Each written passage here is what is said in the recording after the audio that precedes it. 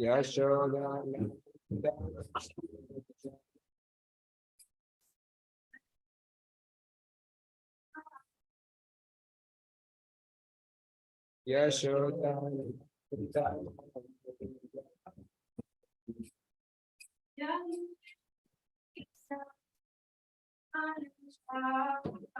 Yamuna Tira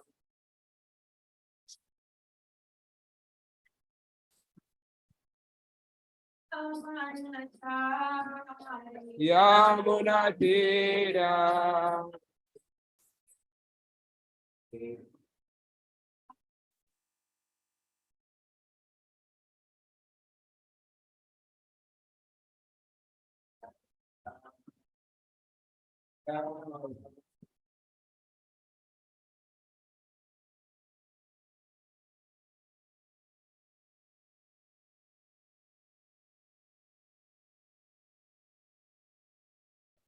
Obidana Vana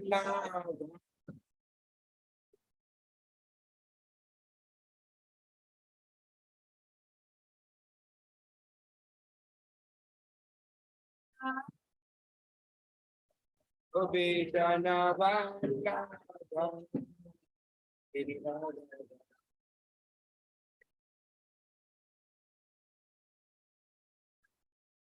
Yashoda Dana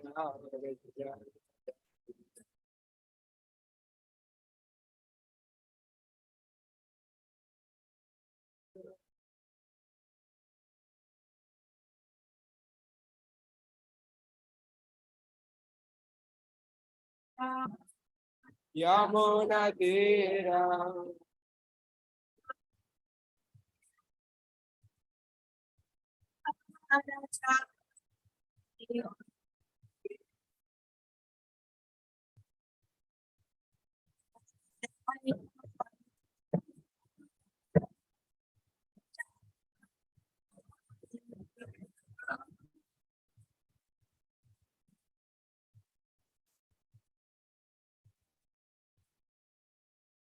Evil.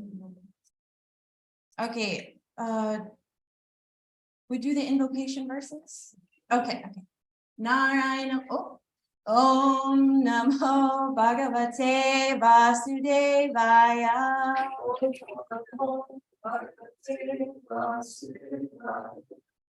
Om Namo Bhagavate Vasudevaya.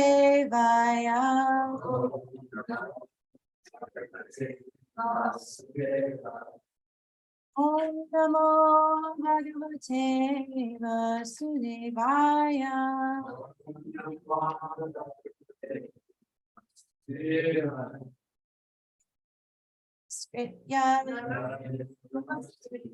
Naram Chaiva Narotamam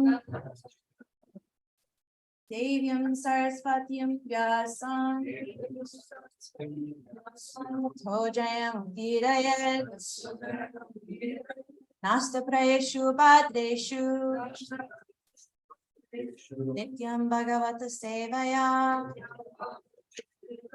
Bhagavati Uttama-shloke Bhaktir Bhavati Naistiki.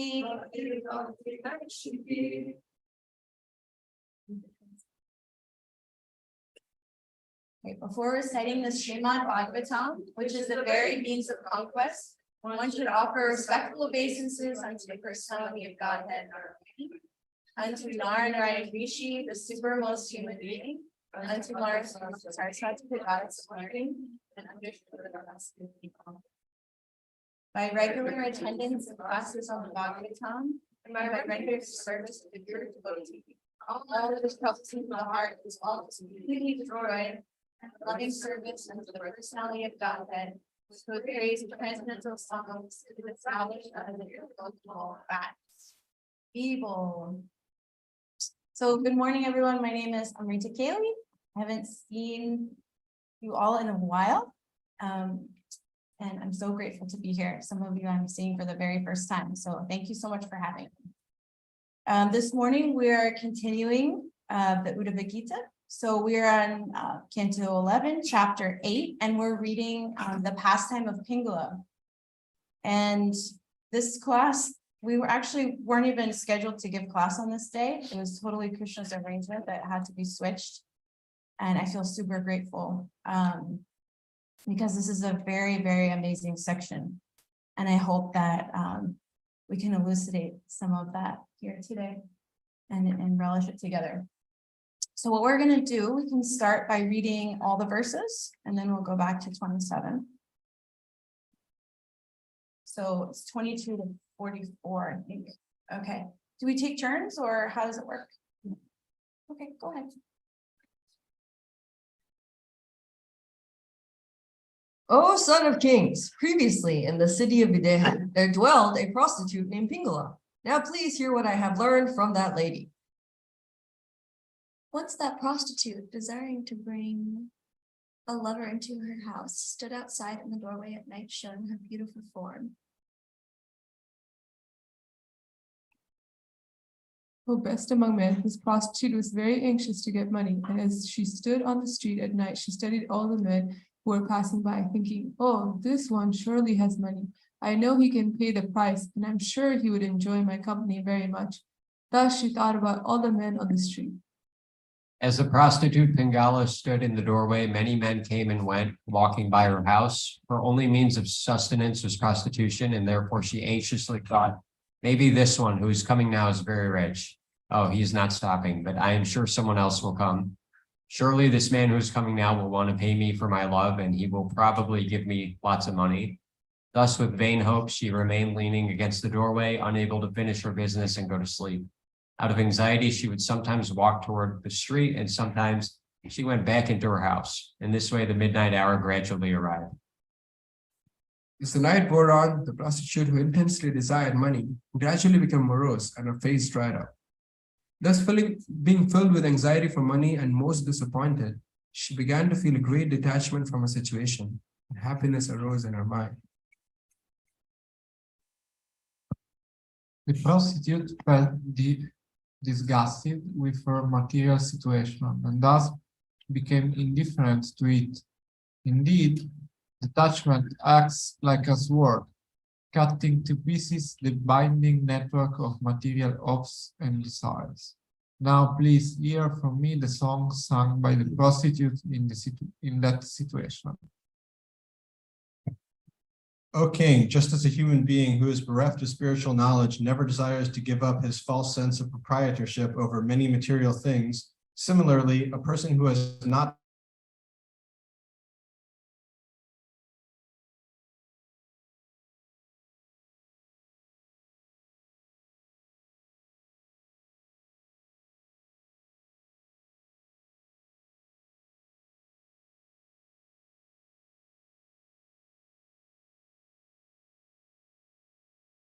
That person who, being eternally situated within my heart, is actually most dear to me. That most dear one is the Lord of the universe, who is the bestower of real love and happiness and the source of prosperity. Although he is in my own heart, I have completely neglected him. Instead, I have ignorantly served insignificant men who can never satisfy my real desires and who have simply brought me unhappiness, fear, anxiety, lamentation, and illusion.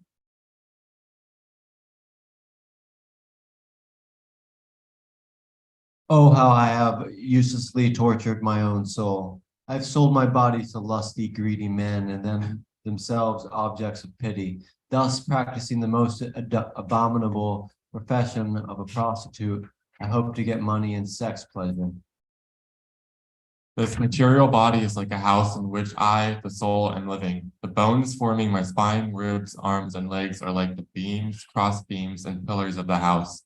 And the whole structure, which is full of stool and urine, is covered by skin, hair, and nails. The 9 doors leading into this body are constantly excreting foul substances. Besides me, what woman could be so foolish as to devote herself to this material body, thinking that she might find pleasure and love in this contraction? Certainly in the city of Idaha, I alone am completely foolish. I neglected the supreme personality of Godhead, who holds us everything in our original spiritual form. Instead, I desire to enjoy sense gratification with many men. The supreme personality of Godhead is absolutely the most dear one of all living beings. because he is everyone's well-wisher and Lord. He is the supreme soul situated in everyone's heart. Therefore, I will now pay the price of complete surrender, and thus purchasing the Lord, I will enjoy with him just like Lakshmi Devi. Men provide sense gratification for women, but all these men and even the demigods in heaven have a beginning and an end. They are all temporary creations who will be dragged away by time. Therefore, how much actual pleasure or happiness could any of them ever give to their wives?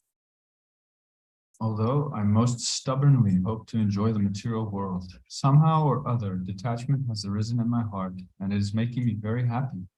Therefore, the Supreme Personality of Godhead, Vishnu, must be pleased with me.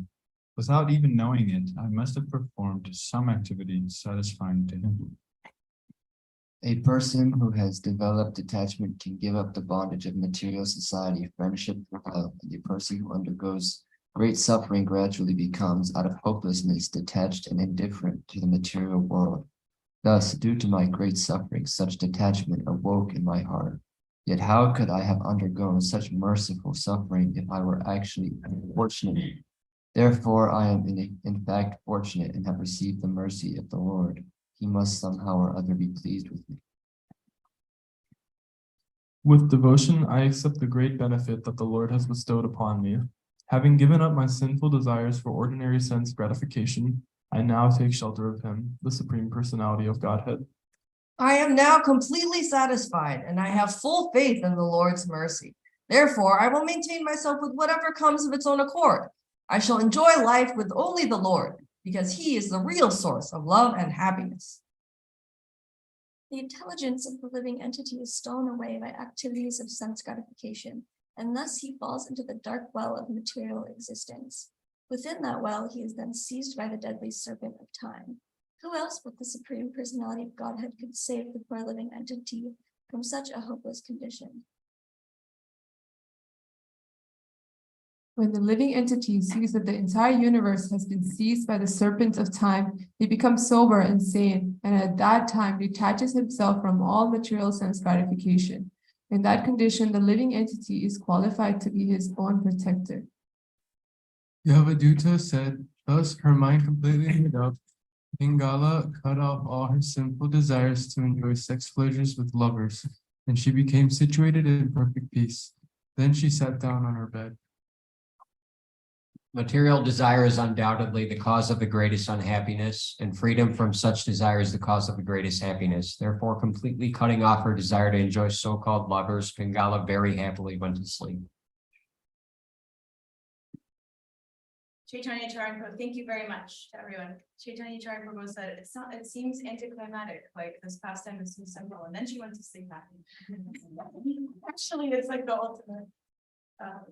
ultimate conclusion. Okay, so we'll do text 27 together. Perfect.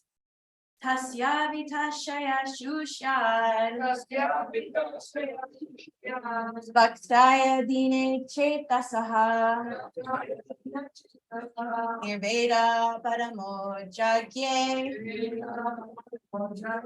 Chindahitu sukhabaha Tasya vitashaya shushad Bhaktaya dina chetasaha Nirveda paramo jagye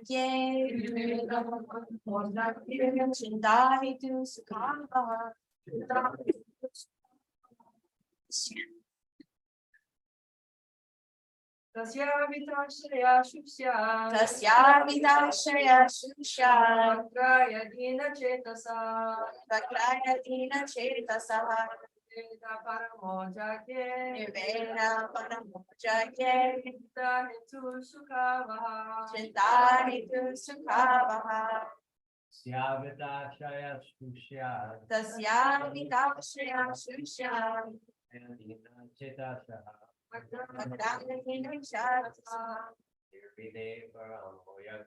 Nirveda paramo jagye Chindahitu sukhabaha Tasya vitashaya shushya Okay, we do the synonyms together.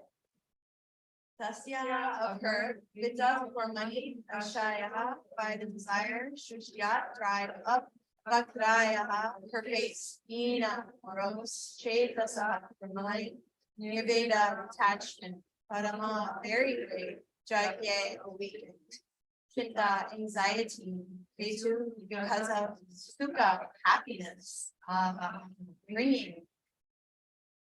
Translation. As the night wore on, the prostitute who intensely desired money gradually became morose and her face dried up. Thus, being filled with anxiety for money and most disappointed, she began to feel a great detachment from her situation, and happiness arose in her mind. Okay, we can read the purport. Go ahead.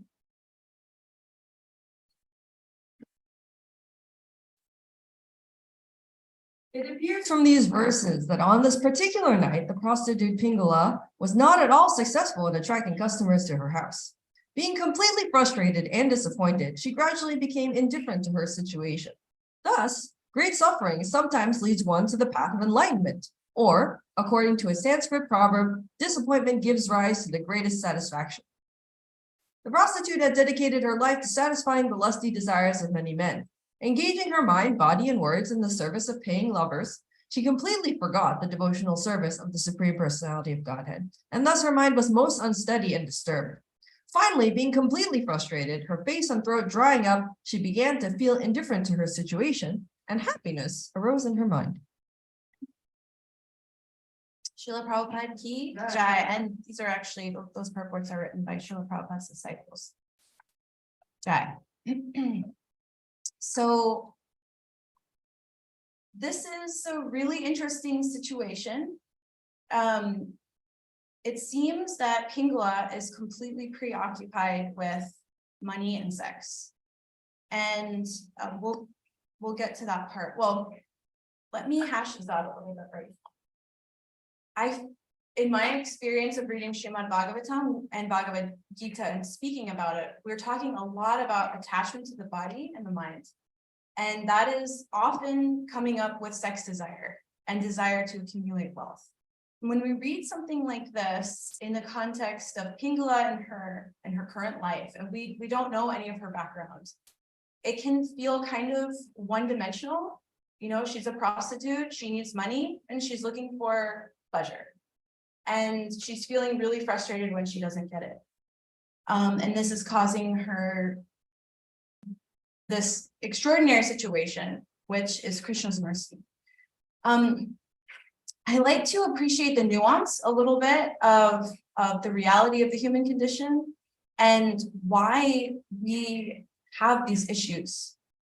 And I was thinking, you know, Pingala is addicted. And I can very much relate to that. I'm in recovery myself. And so she's exhibiting these addictive behaviors. But the thing is that I was thinking, maybe I can go in and I can see, you know, the underlying causes, try to understand the underlying causes of why she's doing this. But she describes them herself very nicely. So in recovery, we call this taking your own moral inventory. And so she goes in one evening in the doorway of her home, she takes her moral inventory. And it's beautiful and it's very concise and it's very specific. And so with this, she becomes empowered to freely find Krishna in her heart. So this is coming from Krishna, it's coming from somewhere, and we can talk about that too, how she says, Krishna must be pleased with me somehow. This is why he didn't bring any customers to my home tonight, actually. She says, he is causing my suffering, which is the absence of the things that I want, so that I can remember him, so that I can feel frustrated and I can remember. So this is that aha moment that's being talked about in this verse right here. Suddenly being filled with anxiety and disappointed, which I think maybe all of us can relate to that on some level, being in the material world, being filled with anxiety and disappointed in different things. doesn't have to be the same as her. She began to feel a great detachment from her situation, and happiness arose in her mind. So again, in recovery, this is called having a spiritual experience. And this is like the lightning bolt variety. I don't know if anyone has had an experience like that before coming into Krishna consciousness, or maybe like right on the cusp of it. It does happen, but for most people, in general in life, our aha moments are of the educational variety, which means we gradually gain them over time. Krishna reveals things to us in our heart as we approach him more and more. So does anyone want to share an experience? And this is just voluntary, we can move on if not. But if something is coming to your mind, an experience that you had where what's happening with her is that she is suddenly feeling the absence of what she's been entirely preoccupied with. And so in that moment, she's actually able to see herself with a bird's eye view. So oftentimes when we are, as conditioned living beings, we're going about our lives and we're deep inside of our self-will, right? And or to varying degrees, we're trying to surrender to Krishna. And sometimes we get caught up in our fears or our anxieties or things like that. And sometimes we remember to rely on Krishna. So here she's having this moment where she can see herself from above almost. Like, what is she doing? What's actually going on here? And why is it that she thought it was going to bring her happiness, and actually it's that very cause of her distress. And what is she missing out on? What is she actually longing for? Thank you. Yes, beautiful. A relationship with the Lord. And so, sometimes there's a lot of I don't know if this is just my feeling, but as devotees who are practicing the regulative principles or trying to keep the regulative principles in our life as a goal for people who are new and coming in, it can feel a little bit like a taboo. But these are, sex problems or money problems are coming up in adult life. But the root cause of them is very much the same as what's happening with the inner child. The inner child doesn't have any sex problems, right? Like the most inner child that we have doesn't have that issue, doesn't have money problems. What do we have? What problems do we have? What are our deepest existential longings that are not being met here?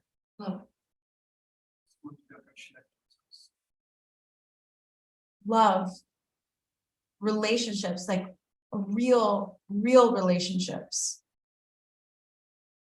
Anything else you can think of? Maybe that you can relate to? Being happy. Playfulness. Protection. Eating, sleeping, mating, and defending. These are coming up, it's saying, oh, these are animal propensities. Because animals don't have the consciousness that Krishna is providing all of this for me. So we go after it madly, but these are the things that we're longing for. It's deep and it's so meaningful. When we look at it that way, we can have compassion and we can relate to these issues on a very in a very loving and understanding way. It's not just, yes, they manifest themselves in these gross activities, but the person inside is longing for love and safety.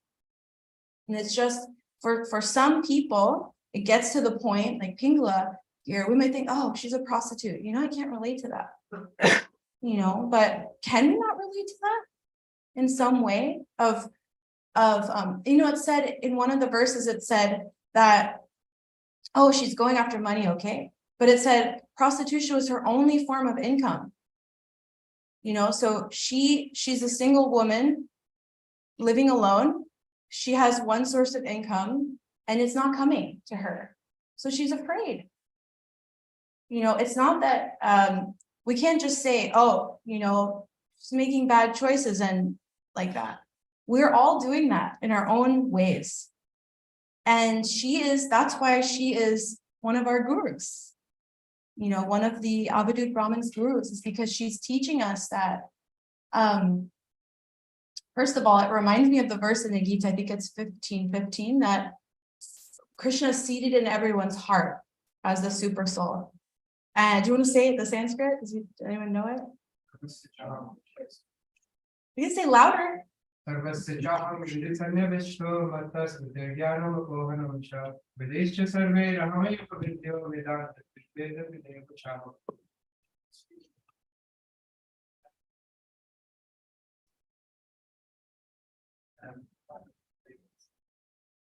Thank you.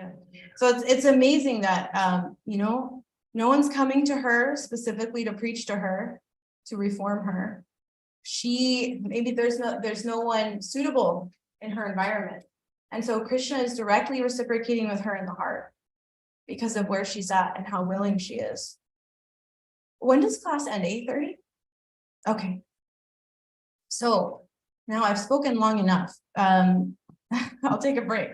Does anyone want to share an experience that they've had where they felt that, oh, Krishna is reminding me of who I am in my heart? Maybe. Yes, would you please? Approaching Krishna with distress. Okay, do you have a situation that you'd like to share that happened for you? Saying that isn't it like one of the ways people approach Krishna and it's through distress, Yes. like this through money, through distress. Yes. Curiosity.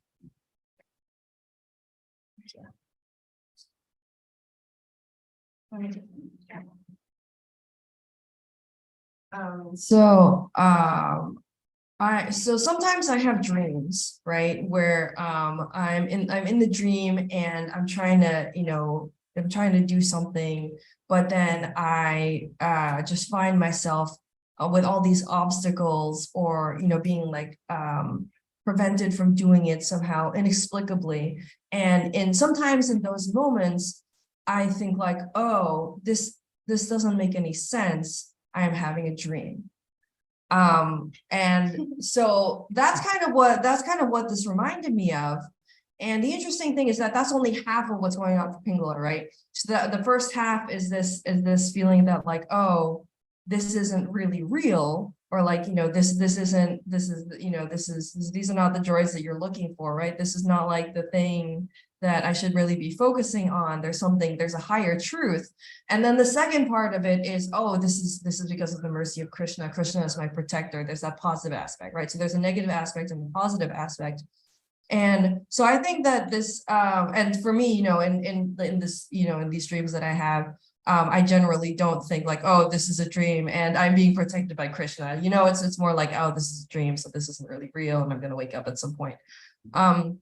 So I think that this points to sort of like the benefit of the Vedic culture, which, on the one hand, we can look at this and be like, oh, this is kind of, a negative portrayal of the Vedic culture. But the background, I think, is that like, well, how did she hear about Vishnu in the first place? It's because of this culture around her. So even if she's not a Brahmin, she's been brought up where like Brahmins are around, and people are aware of the Supreme Personality of Godhead, and therefore all that it takes is kind of that negative realization, and then she can kind of remember because it's kind of around her. So I think so. Yeah, that's what I want to say. Thank you, Christine.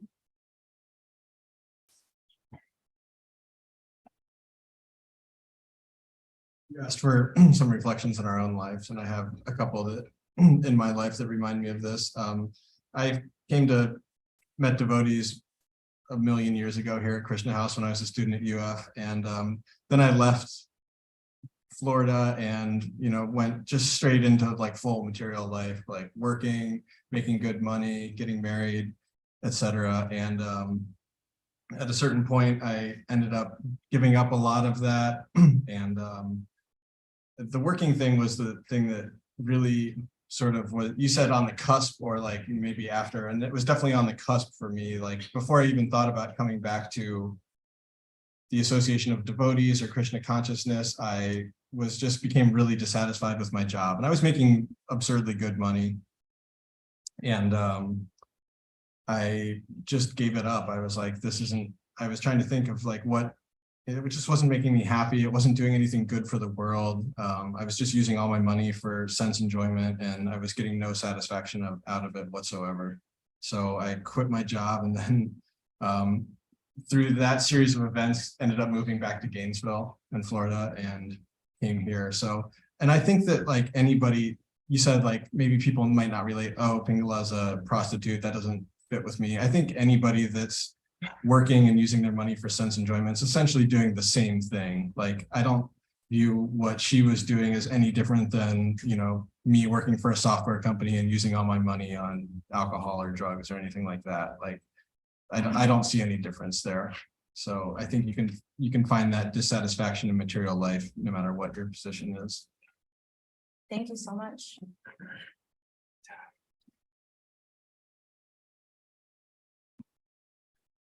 Yeah, I was just relating to what Christina said, that like I had a phase, like although I grew up around like this culture of Krishna consciousness, so I had a phase when I was in college, and I did not want to deal like too much like of Krishna. I just wanted to like enjoy my freedom when I was not living with my parents anymore. And then naturally, like as you try to like delve into material life, there's suffering, and which comes, and then there's little suffering, you feel like it's gonna go away, but the dose starts becoming heavy, because I was aware of like this Krishna or some of the teachings of the Bhagavatam or the Gita. Then it started coming, like the way Pingala started remembering, oh, it's Krishna must be so kind that it's giving me this merciful suffering, as she calls. So I had like similar awakening. It was not an aha moment, but gradually like I started feeling like I'm just like trying to enjoy material life, but I'm just failing like at every attempt. And so, but Krishna must be very kind. That's why he's making me realize that this is not enough. And then when I like came into the association of devotees here at Krishna House, then it made sense that, yeah, this, I could be very happy like in this situation. So I was just appreciating what Christina said, that because there was an initial information, that's why I could appreciate the mercy in my suffering. Thank you. Wow, okay. Let's keep going. Yes, go ahead. Thank you all for sharing from your experience. It's meaningful. I'm also in recovery, as many of you know. I did not grow up around Vedic culture, so I was like, oh, I need to be Krishna conscious. That was not even close to my radar. But I did like reach a point where I was so sick and tired of being sick and tired, and I had no one, and I didn't know who I was. I had no clue what I was doing, and I just became completely detached from everything. And I was just like meditating for like 3 days with a blindfold on, and like I realized that like I'm a spirit soul, and I had Brahman realization, so I felt like interconnected to all the living beings and equal to them in every single way, like on a spirit level. And like I realized that like sense gratification is not going to get me anywhere. And also being like deceitful isn't going to get me anywhere. So I like went to my mom and I gave her all my drugs, and she had no idea that I was using. So she like freaked out. And then I was talking to her about like Samadarshana, and she was like, I can't think like this. It's ruining my whole worldview, because she's Christian. Because I was like, there are so many issues with Christianity, and just like talking about that, she was just like, she just shut the door on me. She's like, I can't deal with this. And I was like, can you please send me to a mental hospital? Like, I really need help. Like, I'm really suffering. And I don't know like how to live, how to do anything. And it took a little bit more suffering for me to like get out of my parents' house and be living on my own so that I could institutionalize myself. But yeah, it's very similar to Pingala's experience of just reaching a point where she became like so detached and like realized like who she really is. And it took a little bit longer for me to realize that like Krishna is the supreme personality of Godhead and all that stuff. But what I did realize like initially is that like I'm a being of love, and my purpose here in this material world is to learn how to love. And it seems like that's what Pingala also realizes. So I'm really thankful to be here today and to have heard this pastime from another addict. Thank you. Okay, one more. One more. I have a little something that I want to share, a tool that we can use if we like. Hare Krishna, thank you for class. I've come to realize that I'm very stubborn and I needed to be struck by lightning a few times. I've worked really hard to get things that I wanted, and then I would get what I wanted, and I would just, to an excessive degree, enjoy sense pleasure. And then everything would be taken away from me, and I'm like, oh, that's not what it's about. So then I would start working really hard again. And then I would get to the point where I got what I wanted, but I forgot that, I'm like, oh, I deserve the extra guacamole. So I just started spending money ridiculously. And that would happen like 3 or 4 times. And I didn't grow up in a Vedic culture, but I've always had a sense of spirituality, like a sense there was something more. And I had to be like brought to my knees a few times to realize, hey, you know, it's not about gaining and then spending. So the final time I was working really hard, I was getting everything I wanted, but the people that I was working for, I realized they weren't good people. And I was like, oh, I enjoy working and I enjoy engaging myself in service, but it has to be for something more. Like, I don't want to get this arrogant a-hole more stuff off of my intellectual property and my good ideas and my hard work. I don't feel like he deserves it. And then I was doing yoga and studying spirituality, like cross-comparative religious studies. And then I came across Krishna consciousness. Well, ultimately, just everything funneled back and led back to Krishna, like a river to the ocean. Like, I followed the history and everything just kept coming back here. And I'm like, well, that seems like a guy that I want to work for. And so I had everything I wanted and I was enjoying like material life, so to speak, but I wasn't satisfied. So I just came to the ultimate conclusion. I'm like, well, I'm not going to get struck by lightning this time. I just renounced my things and then came here. So I'm like, I guess, like a trailer park kid who won the lottery a bunch of times and then just like lost it all and got arrested or something. But I'm glad that this time I didn't have to be struck. And I just recalled on all the previous mistakes to realize, like, hey, enough's enough. Like, I'm going to do this on my own terms and work for a greater purpose, which is serving Krishna and other devotees. Thank you so much. This is like Humans of Krishna House. It's so beautiful. And, you know, some of us come into Krishna consciousness out of distress. And you know, there's absolutely nothing wrong with that method. It's amazing what distress can accomplish if we open our heart to the solution, you know. So thank you all. And this is the tool that I wanted to leave with you.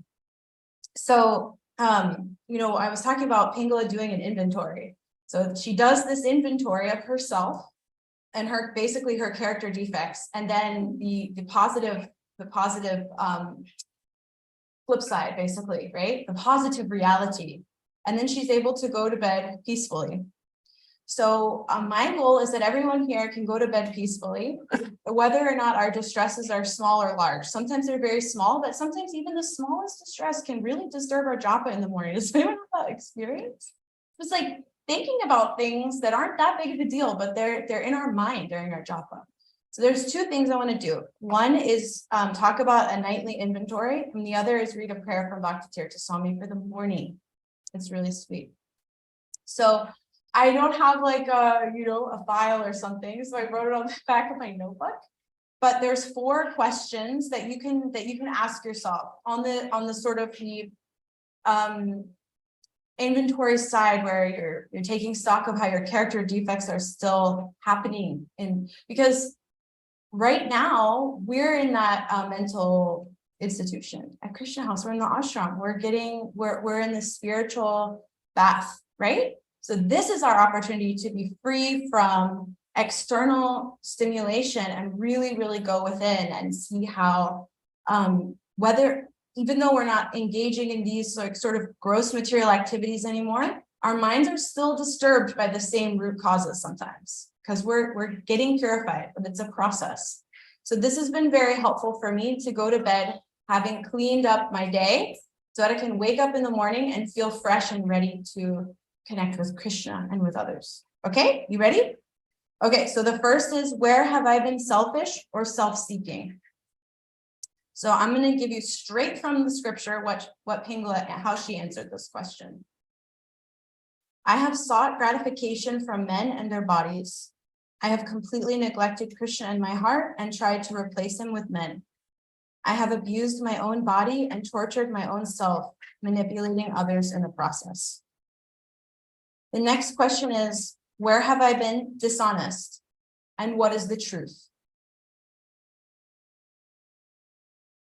I believe temporary material relationships, this is Pingala speaking, in particular romantic or sexual ones, could fulfill what only Krishna can in my heart.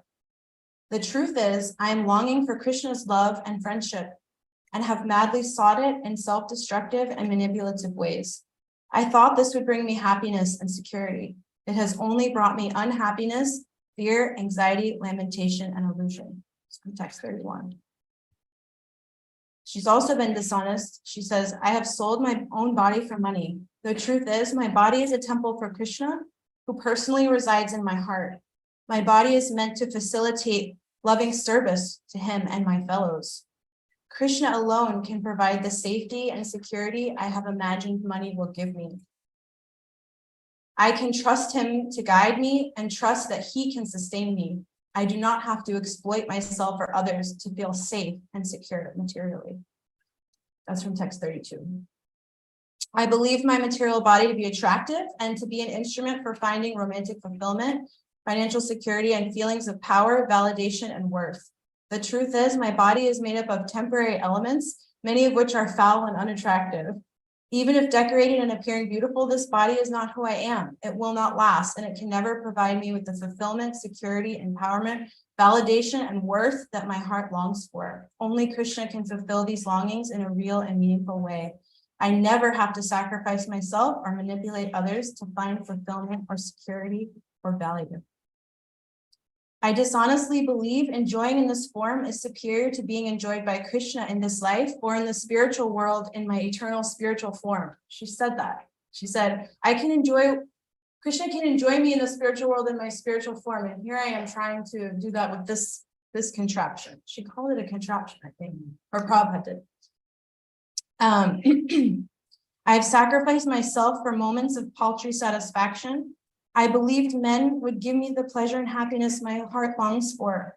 The truth is, men and even the most beautiful, long-living demigods are being dragged away by time and have to die. They can never provide eternal protection, security, or reciprocation. Only my Lord can do that.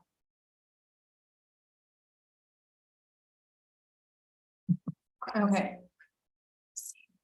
So here's the next question. Well, that's the last. Yes, thank you. The next one is resentful. Where have I been resentful? Resentment in our relationships is said to be the #1 offender that brings about spiritual disease, because we're not taking responsibility for our part. Like, what is it in me that is so triggered by someone else's behavior? Why does someone else have to treat me perfectly for me to be okay? Now, the amazing thing is Pingala has zero resentments. Zero. She blames no one. And so she takes full responsibility. And when I saw this in there, I thought, this is where the mercy can flow in. She's not putting responsibility on anyone else but herself. And she's asking Krishna for help to change. And so I think that this, it's okay, we have resentments, but we can write them down and try to find out the root cause of fear that is leading to us being resentful of other people. We can journal about that. Why am I so triggered by what this person did today? So the last one is fear. What am I afraid of? And the two questions are, what happens in self-will? And what happens in Krishna's will when I'm having this fear? So here's how Pingala answered it.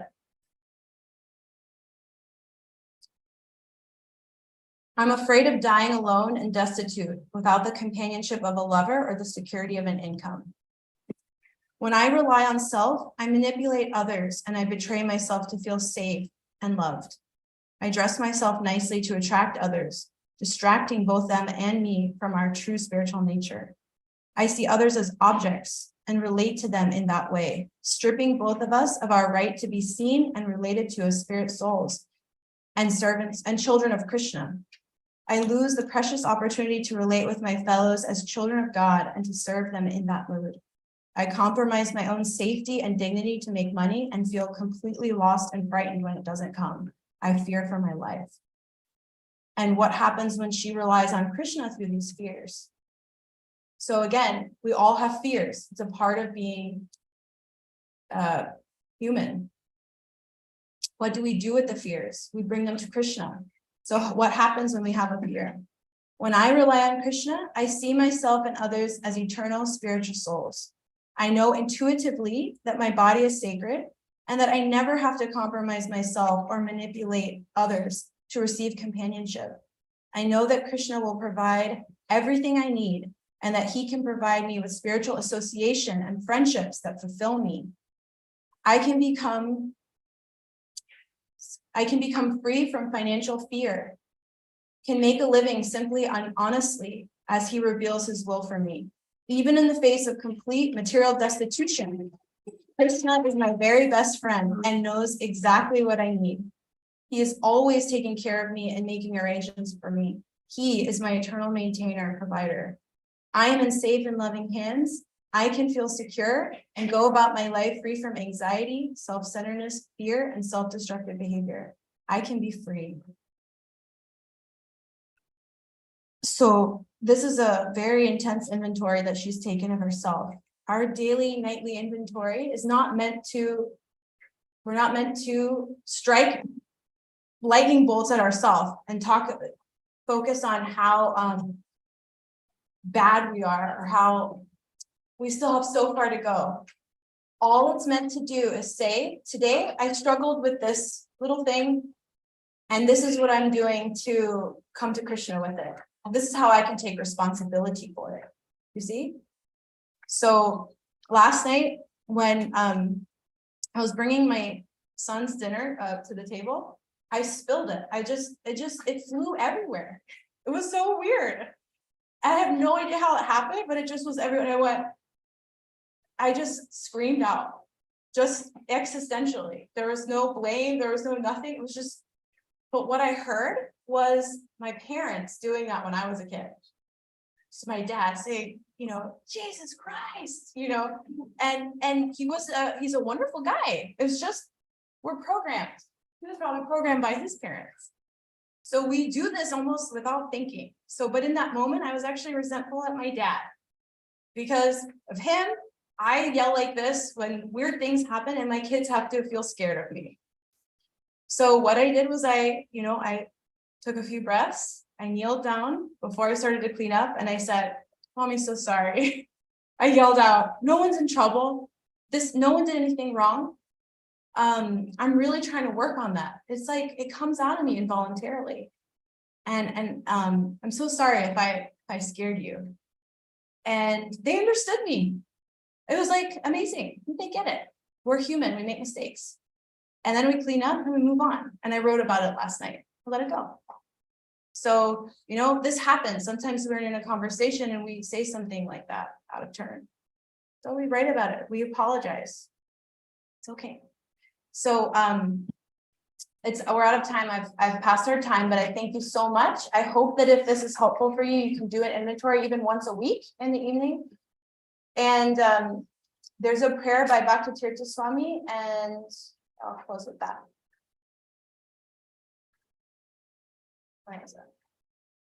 Is it okay if I close with that? Yeah. So this is him in the morning. So it's so appropriate. Do you want to read it? Yeah, so much speaking on my, so I can find it.